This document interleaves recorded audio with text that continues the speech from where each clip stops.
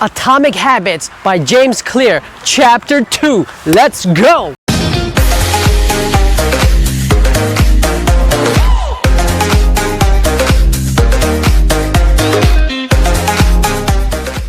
Chapter 2 was a heavy chapter. It has everything to do with identity. It touched me. It brought me to my freaking knees, man. It was not an easy chapter to listen to. And here are the details. There's 3 levels to change: outcome change, process change, and identity change. What is outcome change? Outcome change has to deal with the result, what you're receiving, the outcome. That's the change. The second change we're talking about is process change. This is what it takes to get that result, the process, the system. And the third and the major change is identity change. This is your core, what you're all about, what identifies you. Outcome is about what you get. Process is what you do. And identity is about what you believe, what happens from right here.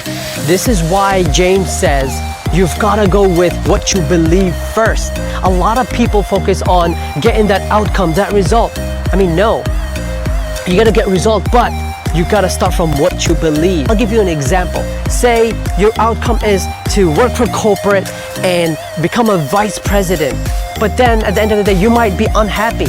Did you really get that vice president job because it's what you believe? This is why he says, stop looking at it from that layer. Look at it from the heart, from what you believe, from what can become your identity. For example, you having a belief about, I have to go on a mission around the world to volunteer in places that need me. And therefore, you create your processes of what will get you there. Therefore, you'll get an outcome of going around the world. Your identity is eventually created from your repeated habits. You repeat those behaviors for so long and so much that eventually your psyche learns it and takes it all the way to your conscious mind, and boom, that controls who you become. You are nothing but a collection of habits that have been repeated. You see, when you were born, you were not born with all these behaviors. You learned them over time, and eventually it changed your behavior. That's how this works. Your identity, you identified with these habits so strongly that it led you to your next act, your next feeling. Every time you made a move or an action, it was one vote for that behavior. It was one vote for that behavior to make you become a certain way. And this is what blows my mind. Here's the concept that really blows my mind about how we become what we become. Every single day, every act that you do, it's one point to what you become. Now imagine this. Imagine this. Whether you are feeling unworthy, unloved, or amazing, incredible, an action taker, that's because you've produced daily evidence. You said, hey Mike, look what we're doing together. Hey Mike, we should feel crappy. Here's the reason. And you kept producing evidence every single day like you're in court. Like you're in court. You became the judge, you became the jury, you became the lawyer, you became the defense lawyer, and you became the person in trial. You became everybody at once, and you produced enough evidence for you to have a certain belief about who you are. And you've done it for so long, so freaking long, to the point where you believed it. Why did the judge make that verdict? Either guilty or not guilty, because they believed the evidence. That's why. They believed the evidence and you became it.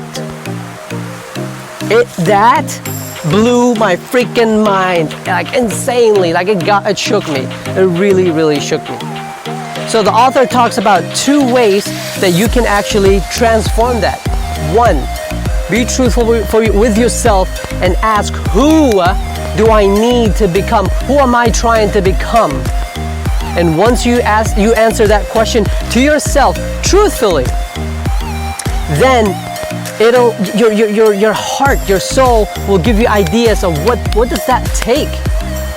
Don't try to behave based on outcomes because you'll do it for a little bit. You're not identifying with it. But when you do it based on your soul of what you need to become, it gives you ideas. And from there, you start taking tiny steps. From there, you are proceeding with an appeal for your case. You are producing new evidence to turn this verdict around, to create a new you. Tiny steps. You don't have to go crazy.